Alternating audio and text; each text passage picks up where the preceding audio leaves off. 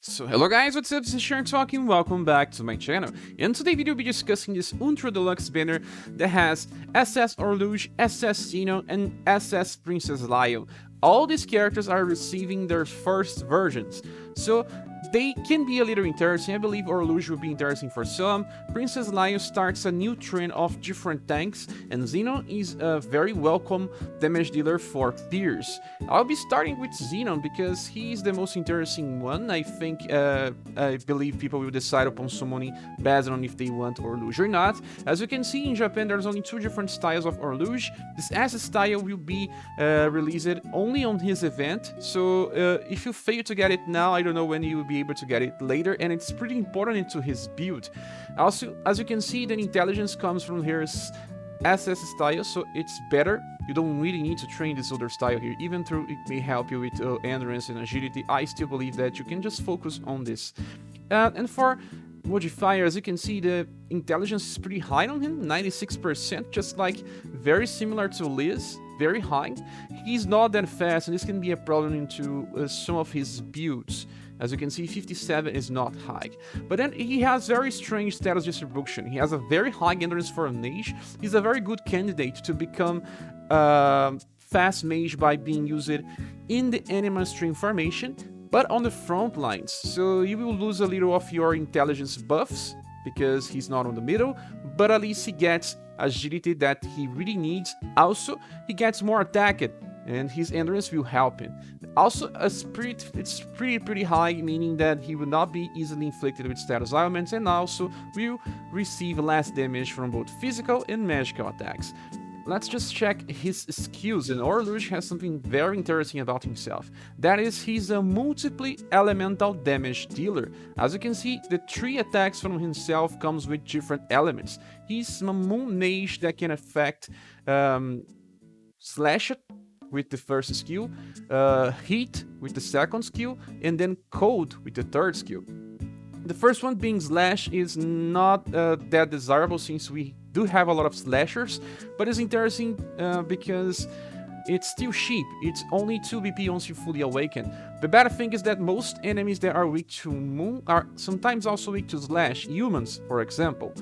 And then the second skill uses 5 VP, so it can be used 3 times in a row. The power is extremely high. It says B power, but it's very close to an A. You can already see here that B power is 26, and then A power 28. Very close. So you can compare this guy to those characters that use 6 VP attacks because of such a high power. And the second one is already very different because it's a mage spell that also increases his aggro, meaning that he'll get attacked more often when he uses this attack. But it doesn't really matter if you are farming a stage where you don't need to face a boss or just, wait for more than one turn to finish. So the damage is pretty high, and also it's heat and moon, the same elements that Barthélemy uses. So he is better for the stages with lower amount of enemies. So as you can see, he will be different than Barthélemy on this regard, since he will work better on stages with a lower number of enemies. He will also work pretty fine with Rock Bouquet for dark damage, or even Rouge from Battle of Fate banner. Okay, so the last skill is totally different. We are now on an AoE attack that has cold and a small chance to inflict sleep. It's very hard to find sleep in this game because it's even more in an AoE form, even more with damage on the same time. So this is kinda unique, but the problem is that he's not fast. As you can see, 57. Will he be attacking before your other characters in the anime stream formation? I still believe he won't. So this kinda reduces a lot of the utility from this, but if you cannot kill with your first attackers, he will be dealing enough damage to either kill or inflict sleep, if they are not immune to sleep. Okay, so giving a look on his passives, we have to discuss his passives because there are a lot of things here. When he is attacked, he has a chance to counter-attacking. There's 2 effects here actually. It's a 40% chance to mitigate the damage by 35%, so he will reduce 35% of the damage. Yes, he does counter with the 3 Princes attack. This is kind of very interesting. The fact that he can do this with just a counter attack, a very powerful attack, But there is a problem here, and this is that he relies on a chance. The chance is 40%. He also depends on a chance to reduce the incoming damage. So, well, it will be good, but it's not reliable. 40% is still pretty high in my opinion. The second passive is Offense and Defense of Adversity. This is kinda crazy, because look here, when HP is not full, the damage increases, and the damage taken is also reduced.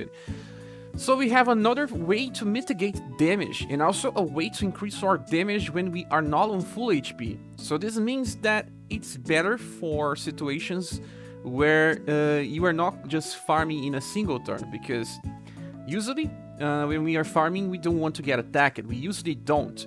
And at least he's not so fast, meaning that sometimes the enemy will attack him before he can attack, and then reducing his HP, he will do more damage. So 15% increase in damage and 20% damage reduction. When you account for 20% in plus 35, you may sometimes get 55 damage reduction. That's a pretty high value. It's even higher than Julian post turn 1, but it relies on RNG. At least the 20% will be active most time, and yeah, because he will not be on full HP. And then he has Fired Up 5, we all know this is 20% increase in damage, so sometimes he will have 35% increase in damage, but most of the time only 20. Sometimes he will mitigate 55% damage, but most of the time only 20. An interesting thing, and that's mostly, the second pass is most for bosses, while Fired Up 5 will work all time. Fired Up 5 is kinda enough to make him a good attacker because of such a high intelligence, although he will not be as strong as Rock Bouquet. The recent version of Rock Bouquet will probably do a little more damage than him. They kinda use different effects, different elements, so, well, they still do not really compete against each other. You can still use both together, and I do believe that only one single target moon damage dealer will not be enough. Well, and that goes for his skills and passives. Now we just have to check his S style. What do we have here? The Shadow Chains as a first attack, and this is, well, high chance to paralyze, pretty high with him, but many characters now have this, but still very cheap since he will get this version for free. The second one is Ultrasound, and this is very important into his own builds. You can think of him like Thalia, because he will be able to inflict this effect a lot of times, just like her. It says a small chance to inflict confusion, but because of such a high intelligence, he will be almost as good as Thalia. Thalia is still better because, you know, she has a buff to her own intelligence, increasing the chances even higher. So if you don't have a Confuse Inflictor, he will help you. But he is a more reliable Confuse Inflictor than Mei Ling and Fuse, because they cap on 25% chances. He will have higher than this, but not as much as Thalia for Petrify. We know that sometimes we cannot bring all different status elements, and if the enemy is weak to both Petrify and Confusion, you should bring Thalia instead of Orlouge. The BP cost is also pretty high, so you can at least use it twice in a row, but you cannot use 3 times in a 3-turn cycle, as you can see here. But we can program him to just use this instead of other attacks. And no, we cannot, because it's 7 BP, so you should just use it on turn 1 and turn 3, or turn 2 and turn 3. And the last attack is Energy Storm. It's a full AoE attack, a little more damage than Ultrasound, 8 BP instead of 7, but you usually just inherit Ultrasound since it has a netted effect. Both skills can only be used twice in a 3-turn cycle, so Ultrasound offers more value. It's also worth saying that you should use him in the front line of an enemy's information so that he can try to attack before your other mages.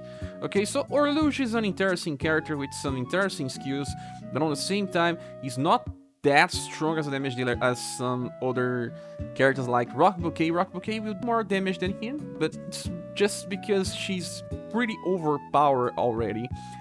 He also has a lot of different elements. He can attack with heat, slash, moon, and cold. So in the end, Orlouge is very interesting. Very high values for endurance, high values for intelligence, for will. Sadly, a very bad value for agility, and that's his problem. He seems a little too restricted into using an enemy string formation, good AoE damage, good elemental coverage, and also an interesting 3-turn cycle damage spell.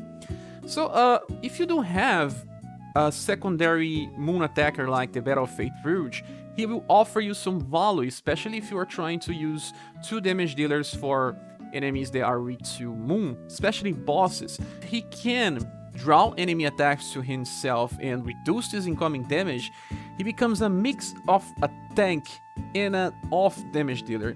I believe that his kit is interesting enough. All of his skills offer some interesting value. The counter attack with Sleep is unique for now. Very, very unique. We'll get some other characters that will have a chance to trigger another skill when they use some primary skills.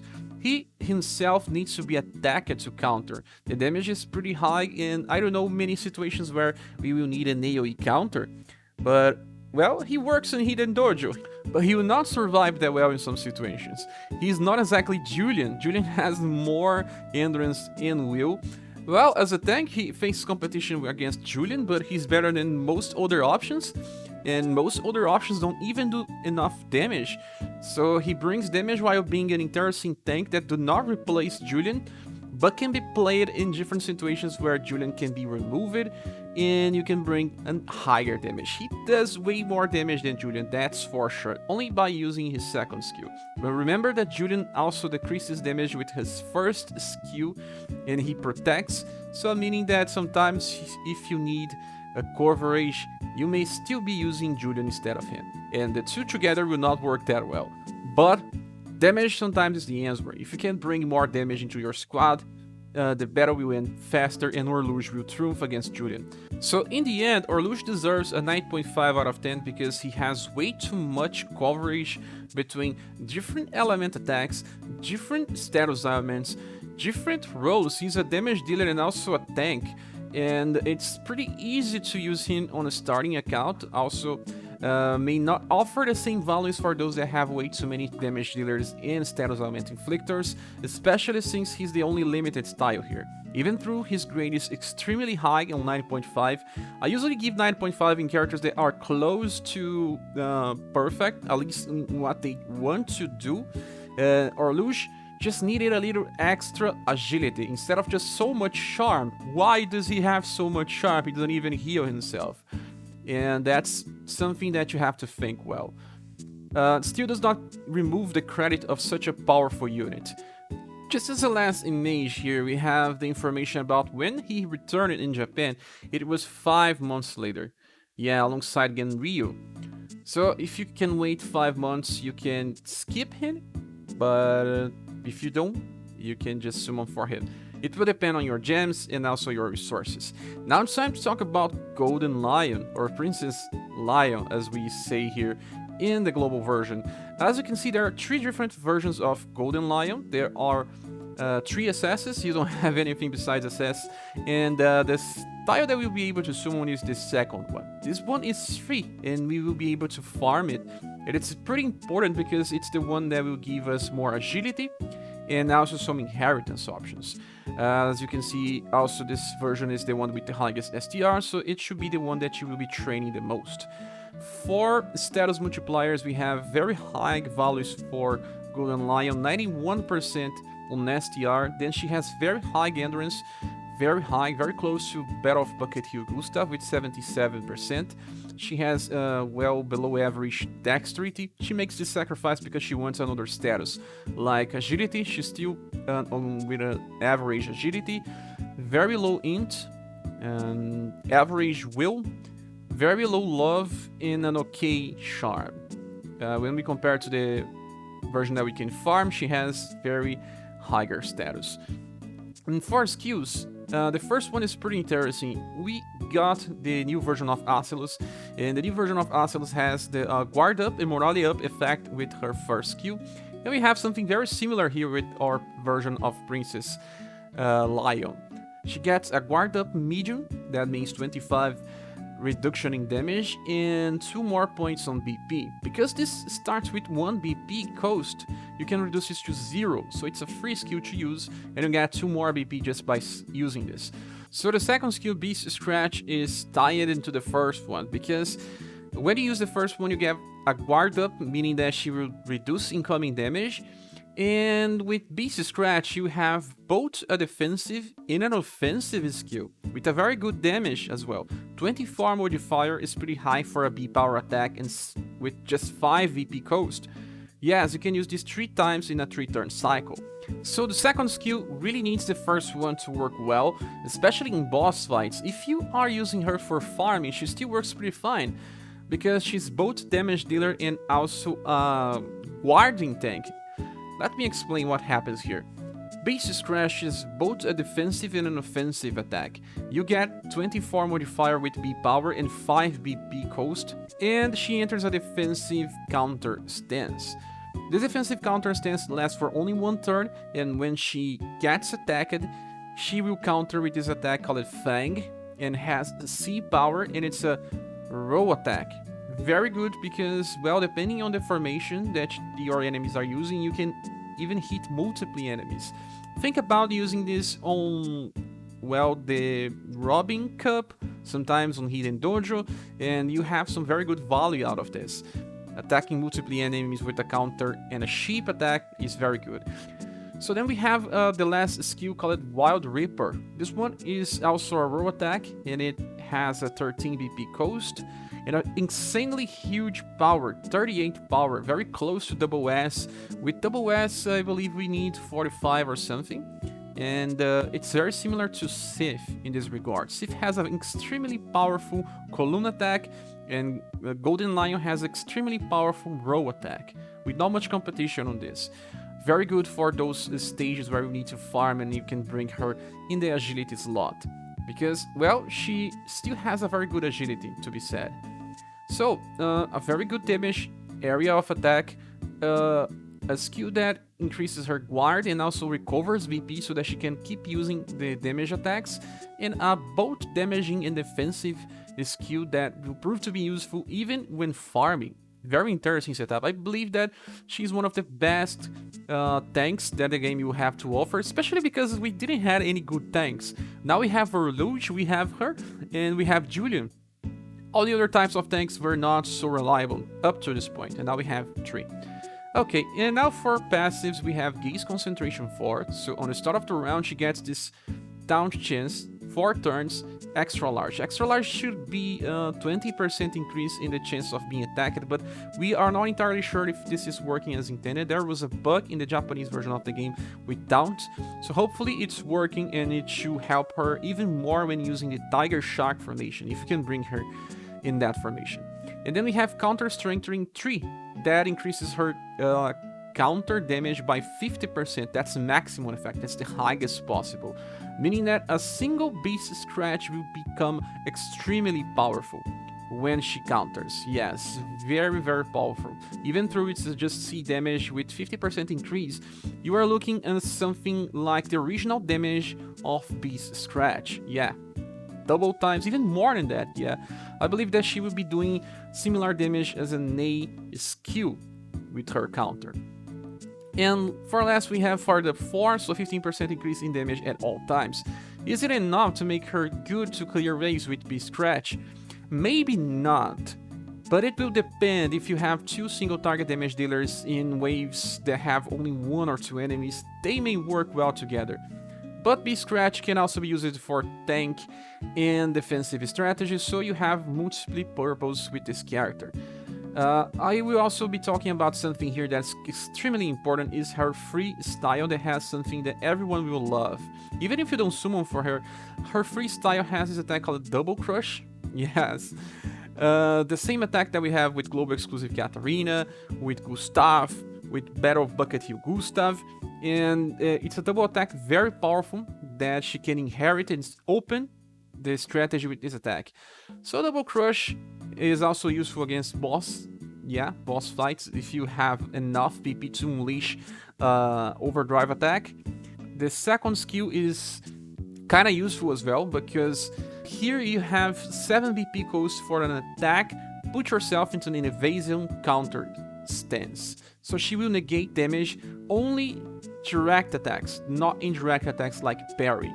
it has increased damage against immortals, that is, you know, undeads and things like that. So two interesting passives to inherit from that increase her type of options. If your boss has only direct attacks, maybe using Kazumi Blue Eyes instead of using her second skill may be a good thing, because, well, it's better to just ignore the damage altogether than to just counter.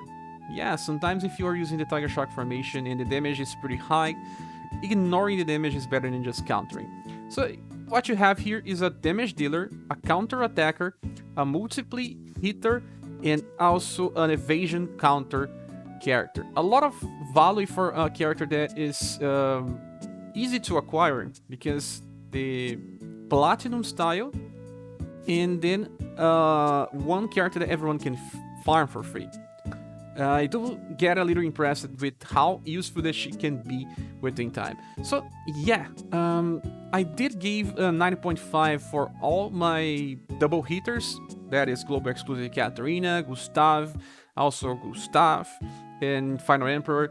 They will work extremely different in some situations, but they do offer same values. She even offers a different role as herself. She may not have the same damage as the other ones I was mentioning, but because she adds a different hold, just like Termite Final Emperor, I will give her the same grade. They are all useful, but with some different touches that make them useful more for some different situations than in others. Like Final Emperor is a better finalizer, while Global Exclusive Katarina is a better starter. And you see here something very similar to what we have with Global Exclusive Katarina, but without the sheep attack to follow Double Crush. So yeah, a 90.5 is well deserved, since I really like this Golden Lion. And I believe that she's better now because we are getting her before the original time. And the last character is Zenon. We just got as Zenon in the story update, and I do believe that they did this because they were waiting to release him right now, and it makes sense. Right now in Japan there are 4 different versions of Zenon. I believe that only this one is Platinum. This one we got from Story. So with those 2 styles we can already make a build of Zenon that's pretty interesting altogether. Then we have this other version of Zenon that's the second anniversary one, and this one is very recent in Japan. As you can see, the current one already has double arrows for dexterity, meaning that he will be very good to use for farming. Also, the 3 points on intelligence, but some problems with agility. He needs his S style to get agility. That's not a good thing, but well, it happens. Now we get to check his modifiers. As you can see, we have a 94% increase in dexterity. That's pretty high. Just to compare, the recent versions of Monica only had 85% increase in dexterity, and then he gets here with 94. That's pretty high value, and also 12 points plus. His agility could be better. That's only fixed in his next style. That's a pretty powerful style. Because this one is Platinum, you will probably have this one before you get this another, at least hopefully. So right now you can use Zenon as he is, and he can be used right now because he has a fast attack, and the other future version of Zenon will become even better. So it's a very interesting investment that will never be bad. You just keep getting new versions of Zenon and just different roles, different usages, but he will always be useful from now on. Also, this one is the one with the highest intelligence. We will be discussing this as well. Yeah, the other status are not so important when comparing to the different styles of him. Now we will be checking his skills, and for the first one, as you can see, we have this clean air rings. I don't think this is something that I saw before, but it's very similar to Feint. It's medium chance to inflict stun, and then he has 2 attacks that have double elements, that being Grift Fall and Grand Cross. Both are extremely good and useful. Grift Fall has a power 31 modifier that's extremely high for a skill that has only 6 BP cost. It's also an indirect attack, meaning that he will never be countered by this. Sun is also an element that we need more physical damage. We do have a lot of AoE or single target spell damage dealers, but in a dex position, it brings more value to the Rainbow Rangers formation. Especially because when you compare him to our Award Monica has a very bad attack with C power only that uses 5 VP. It has a fast, but it's not needed. He will be way better when dealing with boss fights. Then we have Grand Cross, and this is an AoE attack that we saw before with Award Mikhail. Award Mikhail had this as well. It's a little weaker than some other fast attacks. As you can see, it's only B power, 22. It's similar to the power of, Barthélemy, but Barthélemy can use this on turn 1. That cannot be said for Zenon, at least not this Zenon. Only the next Zenon will be able to use it because he has Power Surge 2, increasing the VP for 12 on the start of a fight. Yeah, but still you can use Grand Cross as the second turn, and right now you can see that having a low agility may be useful. Why? Because he will not attack with any of his skills before getting into the second wave. Yeah, interesting that sometimes the weaknesses of a character can be also his strength. For passives, we have Elaborate Behavior. That is a very interesting thing, because it increases his dexterity on the start of a turn by 10% and also gives him stealth. So he will not be attacked as much, but we still don't know if this is working as intended in the global version. 10% increase in dexterity is not as high as most passives that gets us like 20% increase, so you have a little less value but with a stealth effect. I prefer 20% instead of stealth, but whatever. Then the second one is Unexpected Transmission, that it's a chance to inflict stun in all enemies. Yes, 25%. This is incredible because it's very high, but it's only on the start of a round, and stun has only one turn effect. So even if it's a high chance, the real value may not be that high. He does have some intelligence, meaning that he will reach the 25% cap all the time, but it's still only for some specific situations where you need 2 turns to kill your enemies, or you are using just slow characters altogether. And the last one is Fired Up 4, that means 15% increase at all times. So what do we have here? 10% increase in dexterity can be comparable to 10% increase in damage. No, it's usually better than 10% increase in damage. So he's comparable to those styles that have 25% or between 25 or 30% increase in damage because of this both passives. Yes, sadly, one of his passives is extremely niche and not needed most of the time. And why I do believe that he will be useful, because we don't have many pierce damage dealers that brings new strategies into hand. And now with Grand Cross, we will have an AoE fast attack with 2 elements that can be used alongside Barthélemy for turn 2 damage and some other combinations that should be very good. If you have Award Mikhail, you now have 2 Grand Cross users. Hopefully Award Mikhail gets returned and banner very soon, and then you can use 2 together if you didn't get him at first hand. And now we have to discuss some other interesting stuff, that is his inheritance. As you can see, the story version of Zenon has 3 different attacks. The second and the third one are kind of interesting because it adds a little of a value to him. With Stingray is a very powerful attack. It's an indirect AoE attack for Pierce. We have this with global exclusive Katarina, and you can use this twice in a row. You will not be able to use anything on the third turn. He will at least attack with single target damage with his clinging ring, so it's at least okay. And Southern Cross, that is an attack that is useful against Undeads. Yeah, against Undeads is a very good attack, but it's still a little too costly for today's standards. We are searching for 8 BP costing skills now.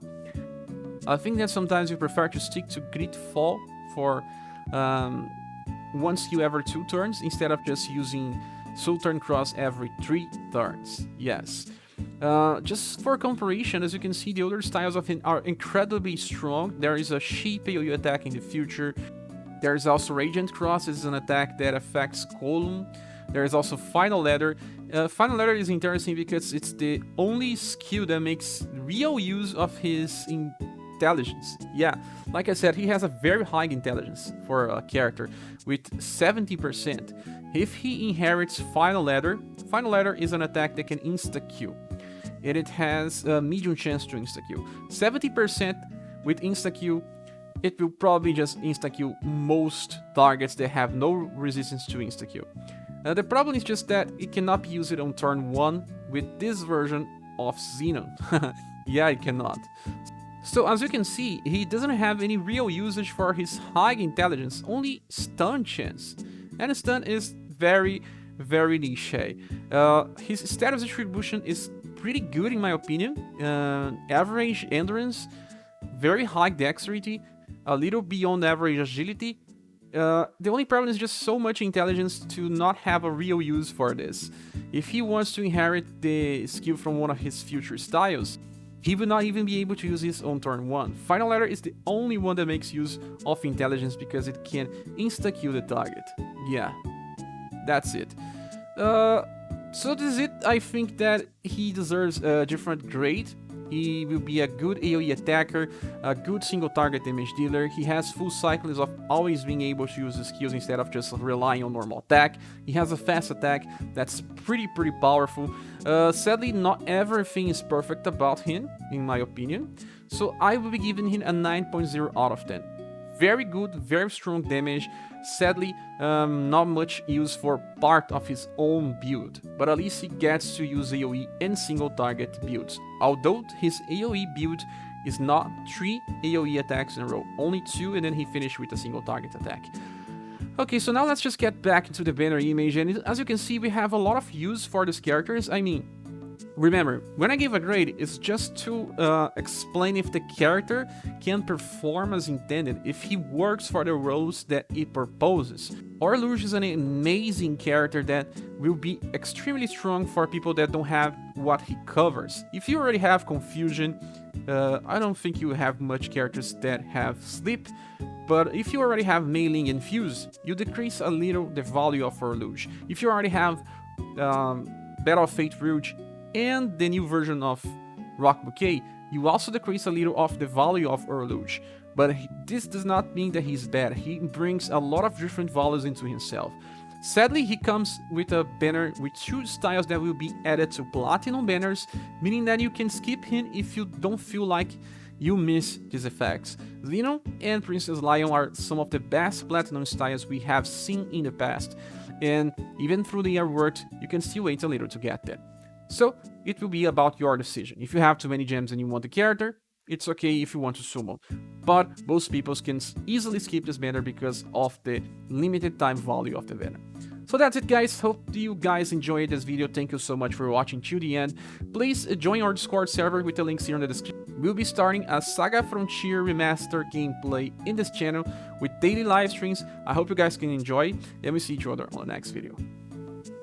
Bye!